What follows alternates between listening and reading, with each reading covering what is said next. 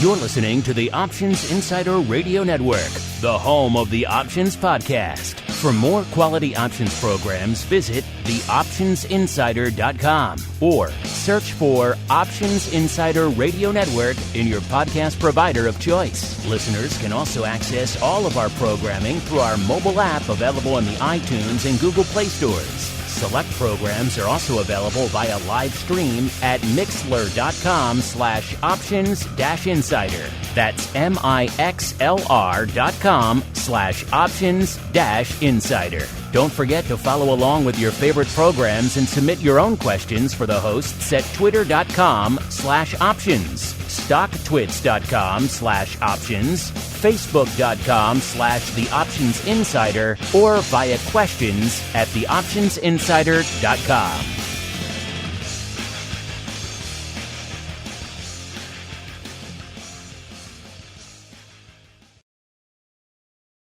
Welcome to the Options Playbook, the program where we break down cutting-edge option strategies and explain how you can incorporate them into your own portfolio. Whether you're looking to grow your capital with some offensive maneuvers or protect your investments with defensive plays, you can find them all in the Options Playbook. The Options Playbook is brought to you by Ally Invest. Anything mentioned today is for educational purposes and is not a recommendation or advice. Options involve risk. Please refer to ally.com/invest/disclosures to review additional risks involved with trading options. Securities offered through Ally Invest Securities LLC, member FINRA and SIPC. Now, let's open the playbook and get started. Welcome to Options Playbook Radio. I'm your host, Brian Overby, Ally Invest Senior Options Analyst and author of the Options Playbook. Look who's back. Yep, I'm back. I'm ready. We're going to start talking strategies. Had a very long and lovely but cold holiday over the holiday period. And I am now back in my home office in Lake Wylie, South Carolina, not far away from Charlotte.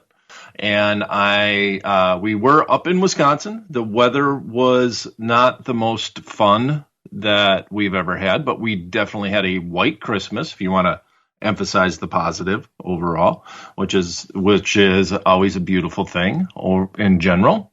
So with that said, let's just jump into a strategy this year. So we're going to be short and sweet on Options Playbook Radio here, in that we're going to look at a stock and a strategy that I don't know if the strategy we've talked about, because I think we've gone through every strategy inside the Options Playbook, and that's the entire goal of the show, is to try to come up with scenarios on specific stocks that will fit a specific strategy.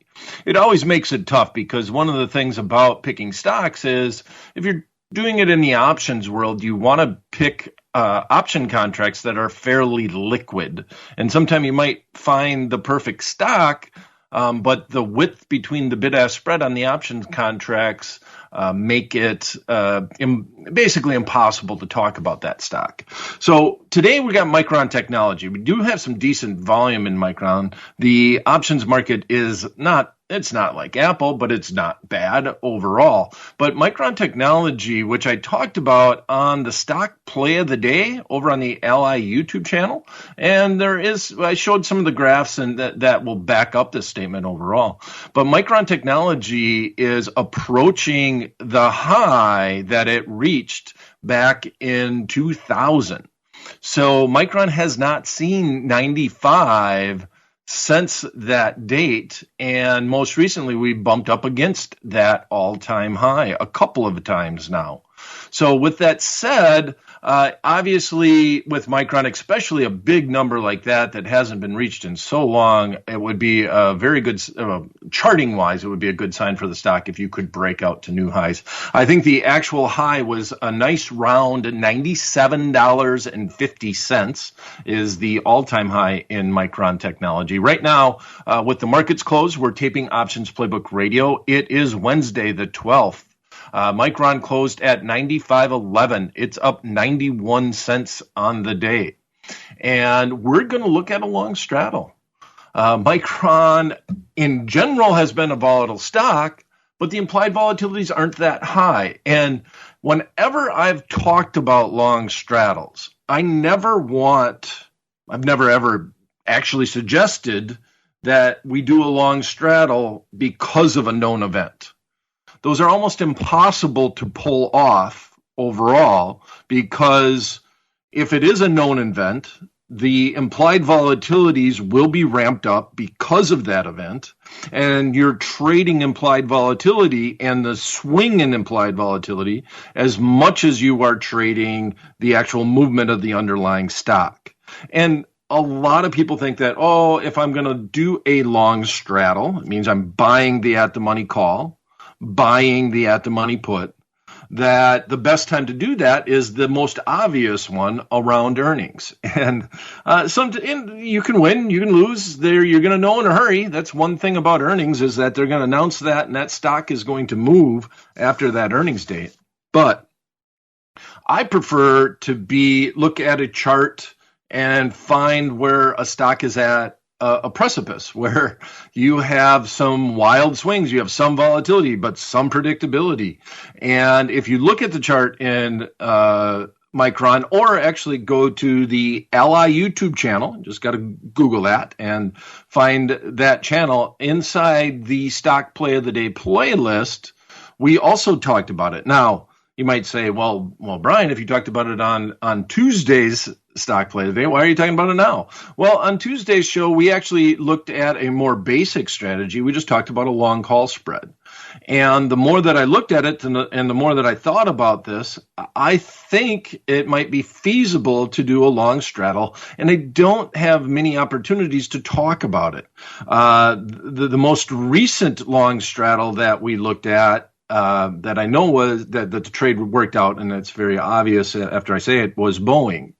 And in Boeing, it wasn't, we weren't looking at it because of the pandemic or anything that was happening in regards to that and the airlines and everything, but it was more about when they had their trials and tribulations with their planes staying in the air and all the unfortunateness of those accidents that happened. And when were they going to be back? When were the planes going to fly again? So we did a few long straddles and talked about that from time to time, because the news events were very random. Once a week you seem to get some type of news on whether the planes were going to be released to fly again, or whether it was going to be another month, or the process that was involved with it, that added volatility above and beyond where the implied volatility was in the options contracts. Okay, so I kind of see that situation here right now, Micron Technology. And in this instance, we have a $95 stock, so it's not an outrageously priced stock. It's not a Google or an Amazon or NVIDIA, those type of stocks.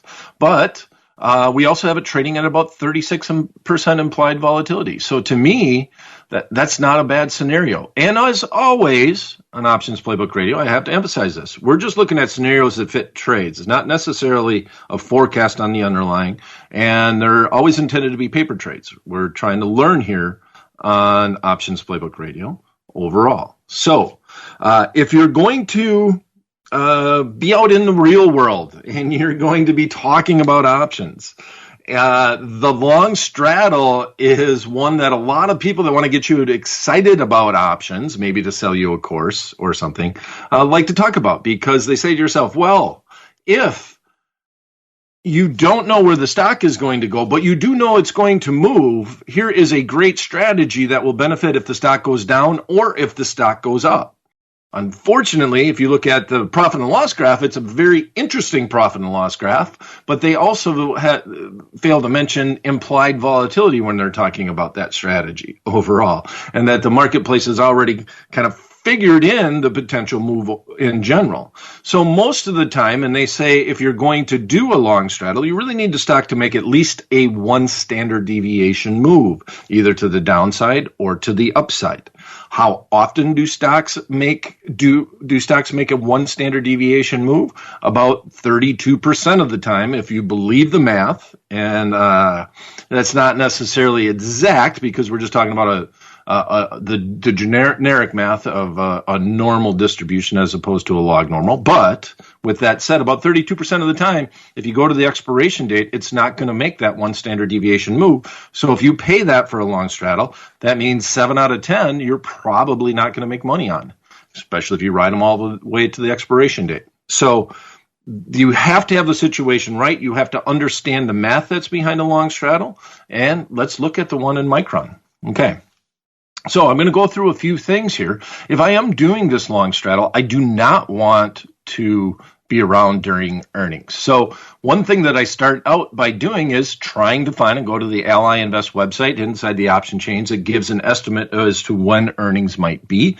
Right now, they don't have an official date. They're just implying that it might be the beginning of April. So I always want to make sure that that is correct by what I see in the option chains. So I go out to the option chains, look at all the expirations leading into the April 15th, or I should say, I don't know, it's April 14th expiration, which is the third Friday in April. They're saying the earnings should be the beginning of April. So let's see what that is trading at implied volatility wise. And sure enough, yes, it's trading about 4 vol points higher than the expiration that ends in March, on March 18th. So yeah, there looks like there's something up. So that number looks fairly decent. So I'm okay with anything all the way up until that known earnings date. We're going to go out 44 days in time. $95 stock. I always prefer the long straddle over the long strangle. Much the same reason as if I were to flip this trade and I were to sell this straddle or strangle, I'd rather sell the strangle as opposed to the straddle. If I do the straddle, it's got, in order to lose the maximum on the trade, it has to stop right at that strike price, right at 95. Stock's at 95.11. We're going to buy the 95 strike. We're going to go out 44 days in time. Our expiration date is going to be February 25th, 2022. If I buy the put, buy the call, all in one trade, I am showing the midpoint on that trade at $9.53. That would be $953 plus commission to buy a 1-by-1 straddle. It's not outrageous, especially when we're talking about paper trades. We just look at one trade overall. But I'm going to emphasize the fact that the only way we can lose that entire $9.53 is if we wrote it all the way to expiration and 44 days from now the stock was trading right at 95. That would be the only way that we lose the maximum on that trade. So also another way to look at it is to say to yourself, okay, if I put this trade on for $9.53, I'm not going to ride it all the way to expiration, just in general, right? I don't plan to. I'm going out further in time to give myself a little bit of a buffer on this trade, and time gets cheaper as we go further and further out. So I say to myself, well, what's my true risk here? What if I held this trade for 30 days, which in my mind would be a real long time? In 30 days from now, you would be looking at the January 28th call options. They have 16 days remaining to expiration. So I'm going to look at the at-the-money straddle for that expiration. Okay, so now this is, you got to hang on with me here for a little bit, but if you think about it, if nothing else changes in the marketplace, okay, so there's a lot of assumptions, just like profit and loss calculators make assumptions overall. So volatility stays where it's at.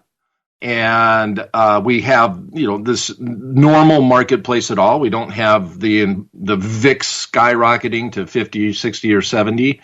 And we just overall look at what the long straddle would be with 16 days remaining to expiration.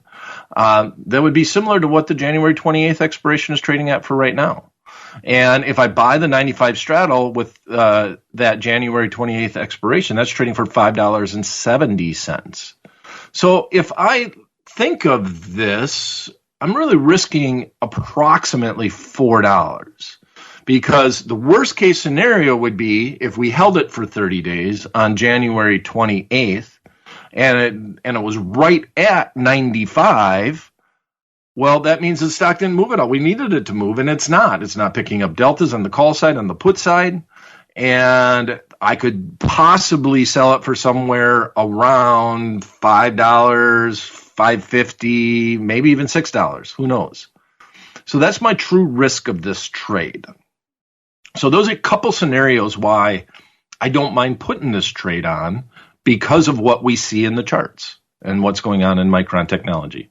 And also there's a flight to quality. And I talked a little bit more about Micron and the PE. It trades at a very low PE relative to its peers in the marketplace in general. And there's kind of a turn from risk in the marketplace. And a lot of the stocks that have done well are the ones that are starting to pay a dividend. And Micron actually just announced that it's going to be paying a dividend, a very small one overall, but they're going to go back to paying a dividend again, which they haven't done, I think, since before the year 2000. And the moral to the story is the conditions seem to be right to consider a long straddle. Okay, so let's go back through the actual trade. We're looking to buy Micron Technology, February 25th expiration, 95 strike put, and at the same time and the same trade, buy that same expiration, 95 strike call. Right now it's trading at a net debit of $9.53 at the midpoint.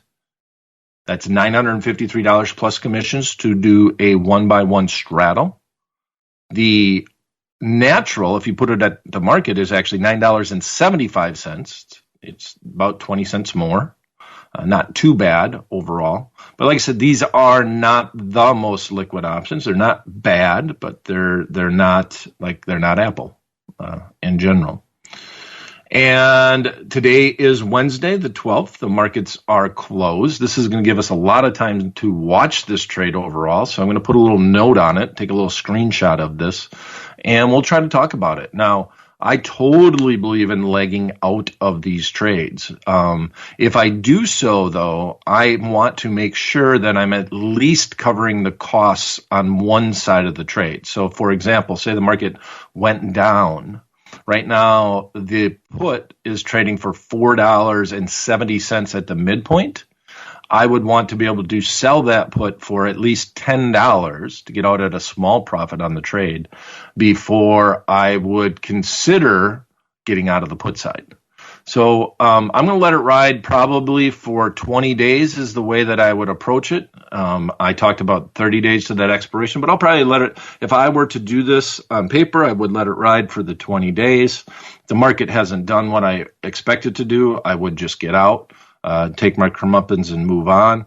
If the market does move and if it's going in one direction and I think the momentum is there, I'll just stay in the trade overall. But I would consider laying out of the trade if just one side of the trade actually could pay for the total cost of the long straddle. And then I would just remain along the other side and decide when I wanted to get out of that trade. And then once I get to that position, I can just let it ride all the way to expiration if I want to. I can decide I'm in control because you are, quote unquote, playing with the house's money. You have no more of your money at risk by doing that trade. So, interesting trade to kick off this year. I wonder if we will do, I'd actually like to almost take a poll. Do you think we will do any more long straddles for 2022? Last week, we actually, I really enjoyed last week's show. We talked about the success of the program overall and highlighted some of the most popular shows of 2021. So you might want to check that out. And I hope that we can build on that success in the new year. And please share this with social media, Twitter. Let people know about Options Playbook Radio. And if you have any feedback, which I did receive some feedback, people would like me to go into a little bit more detail on adjustments, which is always tough overall because you only are doing the podcast one day a week, so it depends on where the stock is at on that day. But with that said, we'll try to work in some more adjustments here in 2022. That is one of the feedback that I took seriously, and I'll try to do that. So, if you'd like to give some more feedback, please send it to theoptionsguy@invest.ally.com. the options with an S guy at invest.ally.com. Thanks for listening. We'll be back same time, same place next week. Until then, may all the options you bought finish in the money and all the ones you sold finish out. You're listening to the Options Insider Radio Network, the home of the Options Podcast. For more quality options programs, visit theoptionsinsider.com or search for Options Insider Radio Network in your podcast provider of choice. Listeners can also access all of our programming through our mobile app available in the iTunes and Google Play stores. Select programs are also available via live stream at mixlr.com/options-insider. That's mixlr.com/options-insider. Don't forget to follow along with your favorite programs and submit your own questions for the hosts at twitter.com/options, stocktwits.com/options, facebook.com/theoptionsinsider, or via questions at theoptionsinsider.com.